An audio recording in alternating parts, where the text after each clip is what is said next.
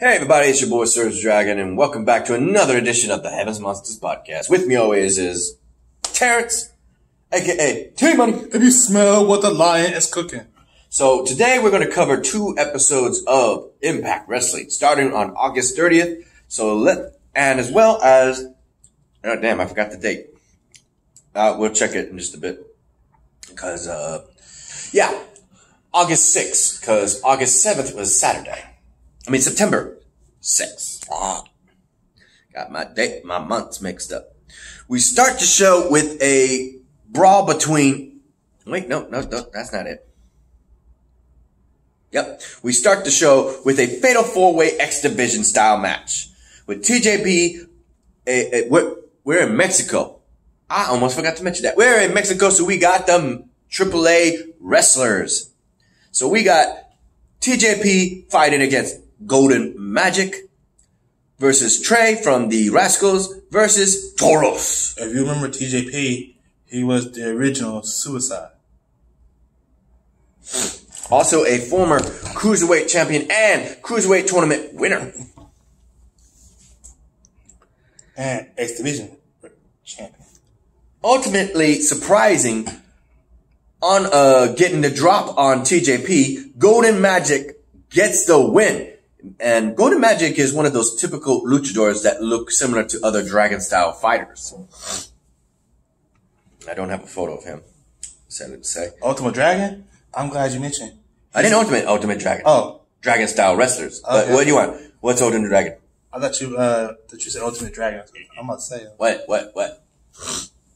Say it. Well, I thought you mentioned it. Back up. I thought you were out of frame. Okay, I thought you were saying. I was saying back up, not scoot in. Okay. There you go. I thought you were saying that he was an Impact. I was like, what? Mm-mm. Oh.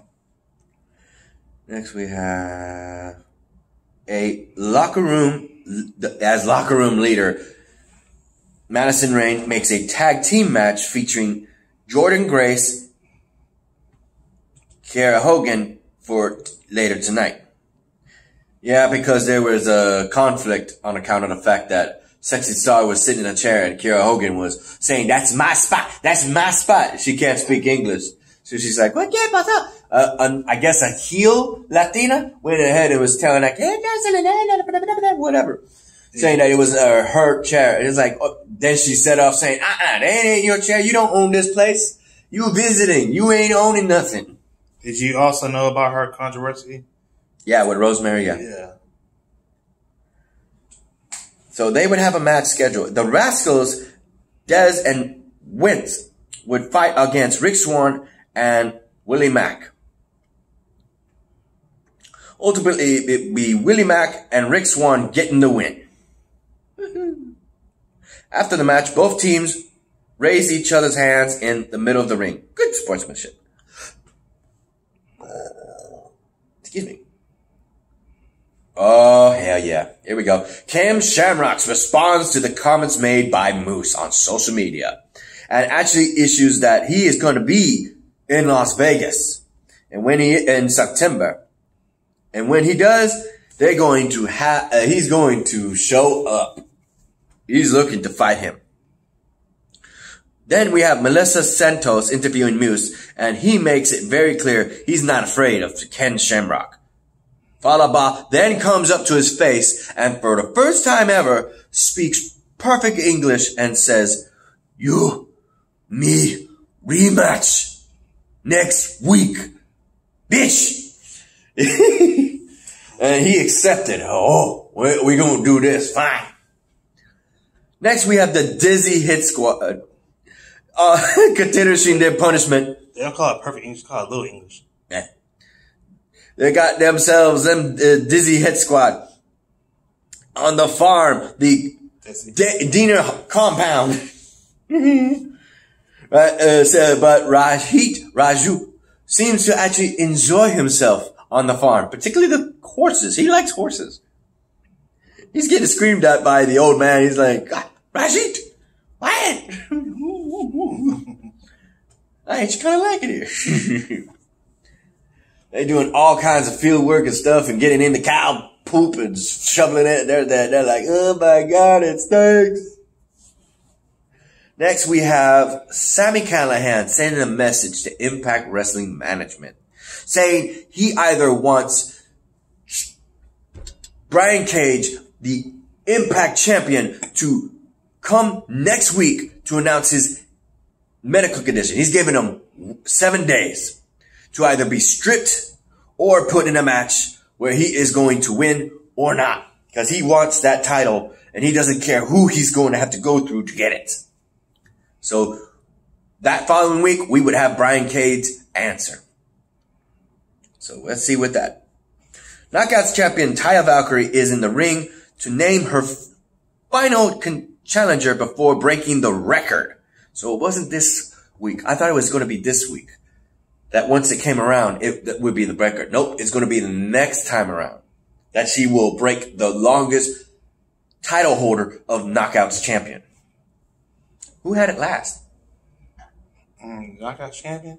Really? That's a good question. I want to say Sooyoung, but I'm probably wrong. Oh, Gail Kim or Awesome Kong? Yeah. Awesome Kong had it for a long time. No one could take her out except Gail Kim. There's been many girls who took her out. No, at that one time where the title was taken. Oh, it was? Yeah, she had it for a while. And she ends up fighting a promised it was going to be something big. We just didn't know the term of the big in the name of the knockout. Mexican sensation, Big Mia. She's a big woman. She's plus size, but man, she can flip.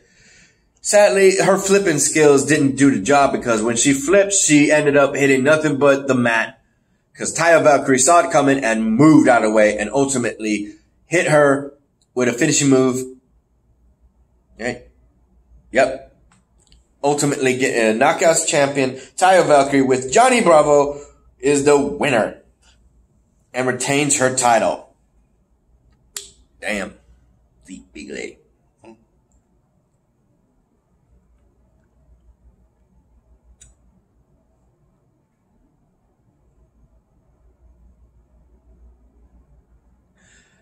Talina.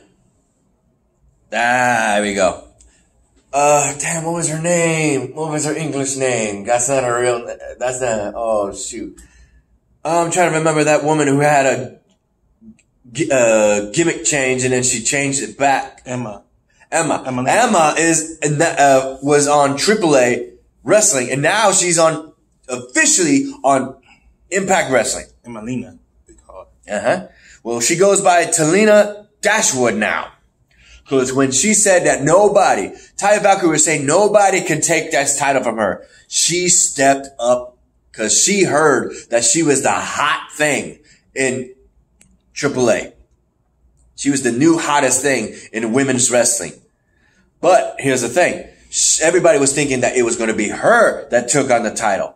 Nope. It was Big Mia. So now, with that said, Emma, or now is Talina, Tennille Dashwood, yeah, is going to be on Impact Wrestling. That was a big shocker.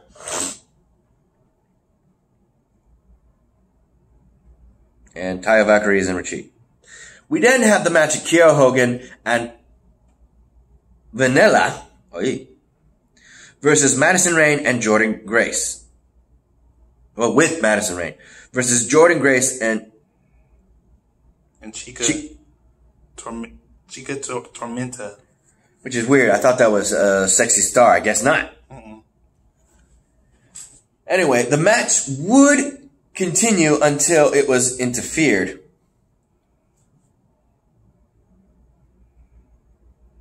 Yep.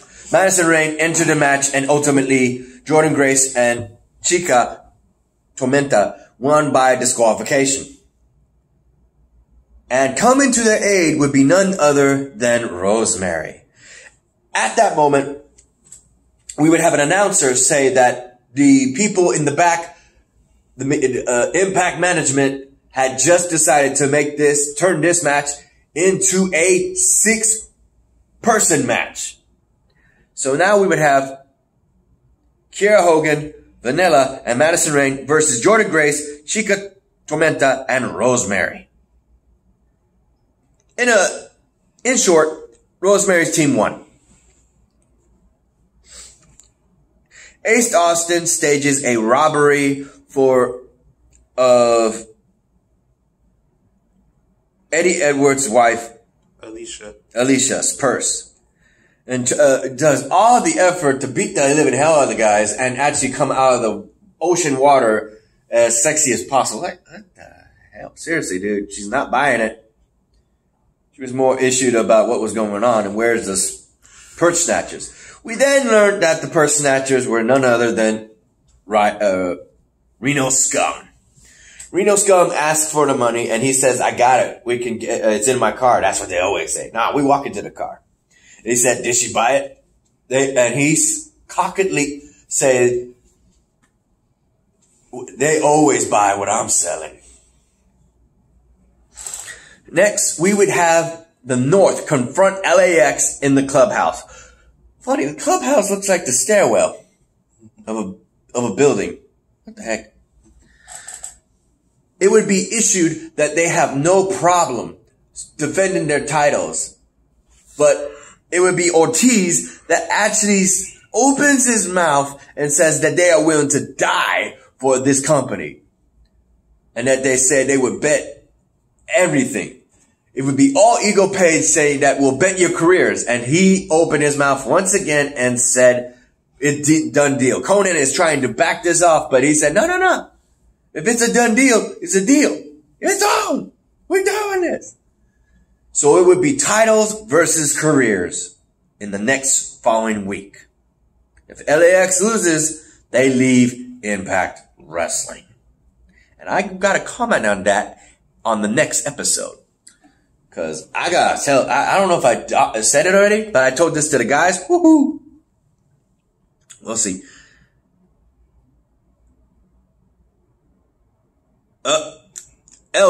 Michael Elgin meets Rhino on the ramp and the brawl is on. Elgin sits Rhino down in a chair and jumps off the apron with a clothesline. Oh yeah, it'll be Michael Elgin versus Rhino. If I remember correctly, this match would go all over the place into a wait, was this a Falls Count Anywhere match? Ultimately, it'll be Michael Elgin that gets the win off of Rhino with a massive power bomb into a table or multiple tables, if I'm correct. That sucks. Alright, go ahead and look up Impact Wrestling on September 6th. While he does that, a shout out to our boys, Xavier Hill, Mike Henry, and Andre Mitchell. A link to their YouTube pages will be in the descriptions down below. And a remaining shout out to our Heaven's Monsters podcast members, Renee, Farrell, Chris Petrie, and Delvin.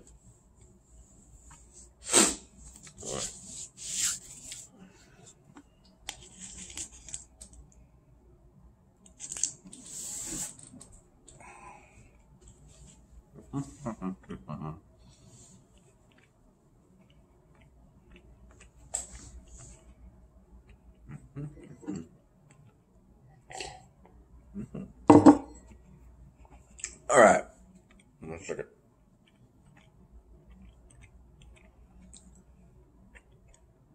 Gotta chew that food properly. The show would start with a chaotic match with Havoc versus Sooyoung. The match would escalate to a point where Sooyoung sprays her mist in the face of Havoc, but at the not disqualified. Both would be outside of the ring on the count of a 10 count. So both were counted out at the same time. Oh, wait. No. Havoc won by disqualification. I forget how. Let me see.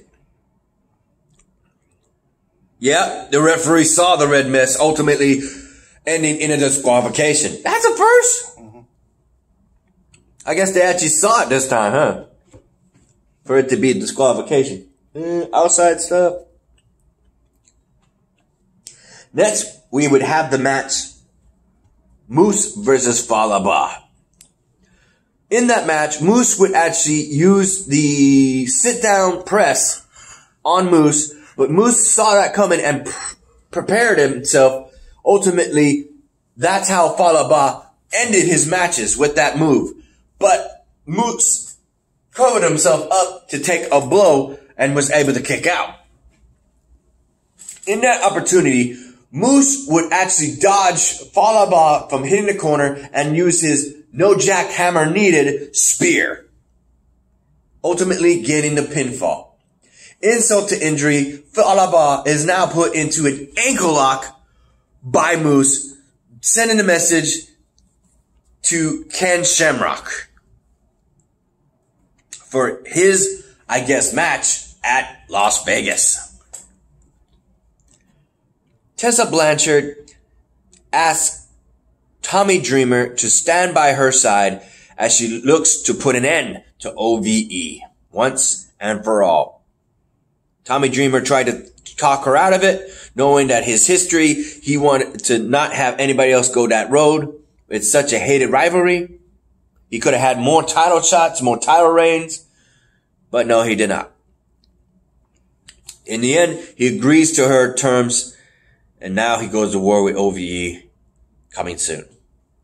Mm-hmm. We also have Sami Callihan get dressed for nothing. I didn't see him all night after that little promo, where he gets dressed saying that he's going to be waiting for this title shot or whatever information that would be brought up. He's so happy knowing that things are going to come his way in his head that he's having both the Chris brothers, Jake and Dave Chris, kiss him on the cheek. Yeah, kiss him on the cheek, and the other one. I was like, what the hell? Then in the back, we would have Madman Fulton come out of nowhere, and he says, what the hell? I hate it when he does that. Why does he just do it? Somebody needs to put him in a cage. Well, who's going to do that? Says Dave Chris. Always questioning Sami Callihan's orders when it comes to Madman Fulton. If you ask me, they need to put a bell on that guy. Mm-hmm. At least you know he's coming. In the back alleyways, we would have a discussion between Eddie Edwards and his wife, Alicia. And when she's saying that she's loyal and asking him, you know I would never lie, right? You know I've never lied to you. Like, no, yeah, I know you never done.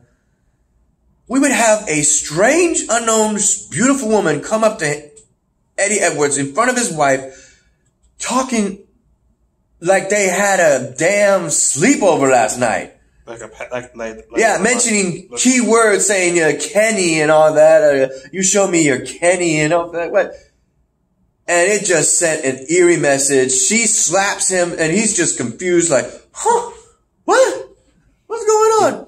We then have Ace Austin come up and say, I thought you were a scumbag before, but you are a piece of crap, piece of shit. Because he's thinking that, she's thinking that he treated. No, she's thinking that woman could be someone from his past. Nope. One night stand. Last night kind of stand. Yeah, like a past. That's what I'm saying. Nope. Later, it would be Ace Austin showing that he paid that woman to actually say all that shit. Okay, that's probably like something like Undertaker. And then he has to quickly play it cool and say, I don't know. Eddie Edwards may like your type, but you're not my type. Because right behind her is Alicia. And she's like, I don't know what's going on. It's like, yeah, you just go ahead. I have to go. Because he goes around trying to play cool. But they did something like that in WWE when Undertaker and his wife. Yeah, it wouldn't be a first. Mm-hmm. Next, we have a considerable rematch from the Fatal 4 X Division title match. Well, not title match. Type of match. From last week, it would be TJB versus the winner of that Fatal 4-Way, Golden Magic. In which case, TJP had said that if it was different, if it wasn't on one match, he would win that match. In this match, he proves himself right, making Golden Magic tap out.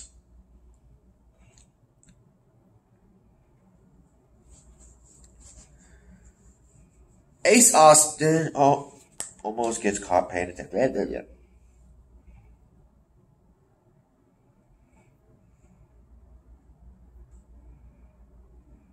Oh, shit. Taya Valkyrie is talking smack now that she's the longest reigning. She's actually stating things like, if she's furious that there is no big celebration for her record-breaking moment last week. Even going so far as to say they should actually make a statue of her in this grand occasion. Like, what the fuck?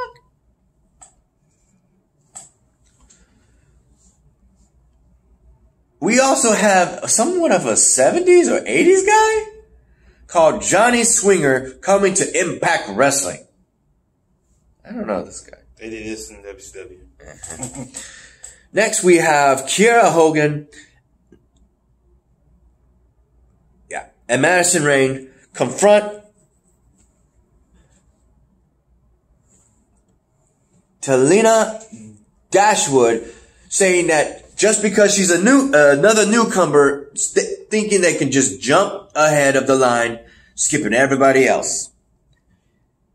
Madison Rayne would actually, she would look at them and say she has no problem fighting anybody to prove her legacy. In which case, Madison Rayne actually quickly pitches this idea and quickly turns it to Kiera Hogan, saying that next week you'll be fighting, all right, to prove that against Kiera Hogan. She's like, wait, what? Mm-hmm. See you next week. Because she's like, man, I thought you were talking about yourself. Next, we have a match with Madman Fulton versus Rob Van Dam. In Madman Fulton's corner, he would have Dave Chris. The match is going in Rob Van Dam's favor, and he would almost go for the 5-star frog splash. But thanks to the outside shoving of Dave Chris, RVD ends up winning by disqualification. And it would be a 2-on-1 brawl where RVD is used to those kind of odds, thanks to his ECW days, and gets the one-upmanship, and still, at the end of the day, hits the 5-star frog splash, not on Madman Fulton, but on Dave Chris. That's what you get.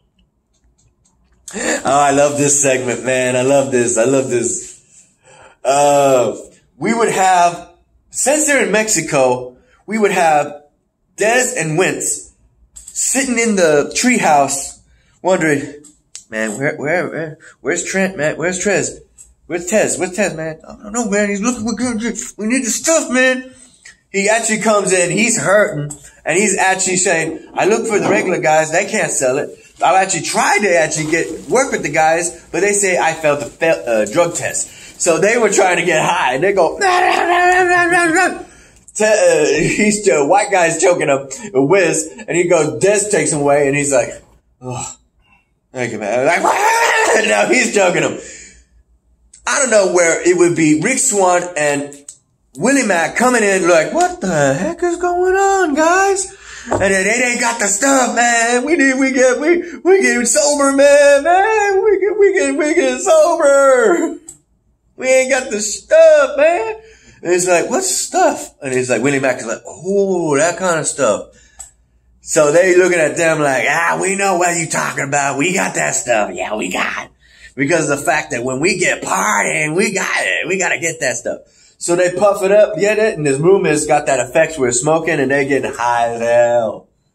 And courtesy of the fact that the titles with LAX and the North, they say whatever comes up, if LAX leaves, that means there's more opportunities for Rick Swan and Willie Mack. And he says, we're going to keep an eye on that. Well, Dez, leader of the Rascals, says, we're going to keep eyes on that too. And he was like, well, we won that match last week. Oh, you bringing up the past. Oh, that's what you're doing now, huh? It's like, no, man, let's just chill. Let's chill. He's getting high. He's getting freaking high. And he's like, we're going to just chill, man. He's like, and they're making jokes and stuff and all that, but ultimately it gets starting to get partying and they're doing all sorts of dance. You see one of them twerking like, oh God, no. You see the other one messing with his pecs by pressing in his tank top and showing his nipples going boop, boop, boop. The other one's just like, hey, what? He's got a lame dance. So, here, open it. Let's see what came after that. I like the Rascals, man. They crazy as fuck. Next, we would have the Dizzy Hit Squad footage. Dizzy Hit Squad. Yeah. On the farm once again, and they're saying, it's going too fast. They're doing a tractor. They're on the back of the, what the? They ain't fast. And we have them going fishing. And they're trying to put the bait on the hook, and the old man pricks his finger, and he's like, whoa, and he throws him into the river, like, what the hell, man? He's like, yeah, you idiot, you clumsy buffoon, that's why we're in this situation. Get back here, go ahead, slap you. He's like, you won't slap me? Whoa, get that. He goes into the water. He enjoyed that soak, because they called it the Diener's Pool. This is a lake where they're fishing. They love themselves some fishing. Next after that, we have Jordan Grace goes down to Rosemary's lair, telling her she didn't need her help last week. Rosemary says it's not up to her, it's up to the shadows.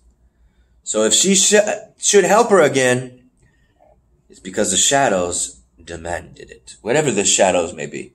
The fans or something. No more Hive. Maybe, I don't know. The fans of the Hive. Finally, we have the tag team match that would be the make or break of LAX. Titles from the North versus careers of LAX.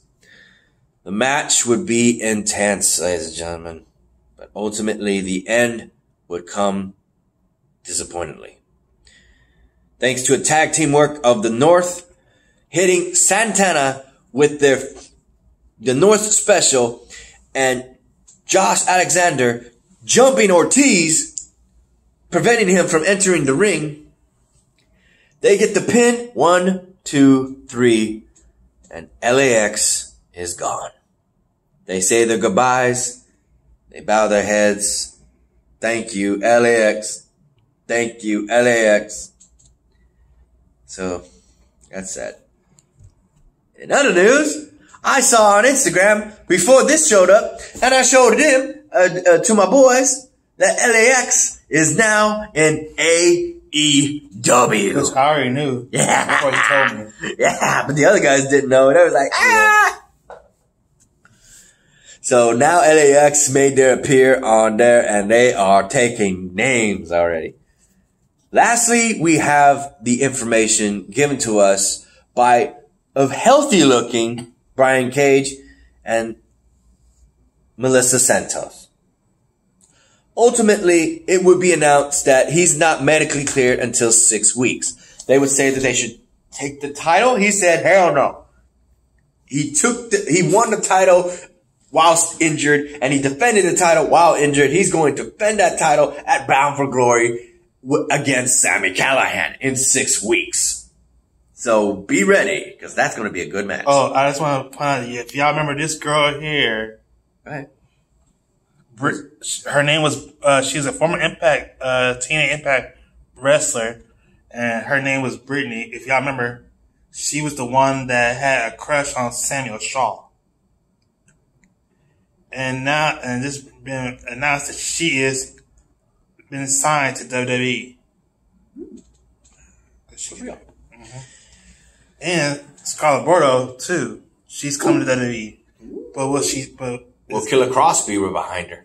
No, he's not coming. But people are speculating, will Scarlett Bordeaux sign with WWE? Because she's been seen with at the Performance Center training. But will she sign? After Brian Cage makes that announcement that he's going to fight Sami Callihan in 3 weeks, good or bad, he's still going to hold on to the title. Secondly, what he does is something we already know, thanks to SummerSlam and me on Instagram. So, in other words, this happened after, during, or before SummerSlam, and they're just now putting it into the storyline. Ladies and gentlemen, Brian Cage popped the question to Melissa Santos And he says, will you marry me? And she said yes. And they hit the music for the wedding and they're saying that they're going to get married. They already are!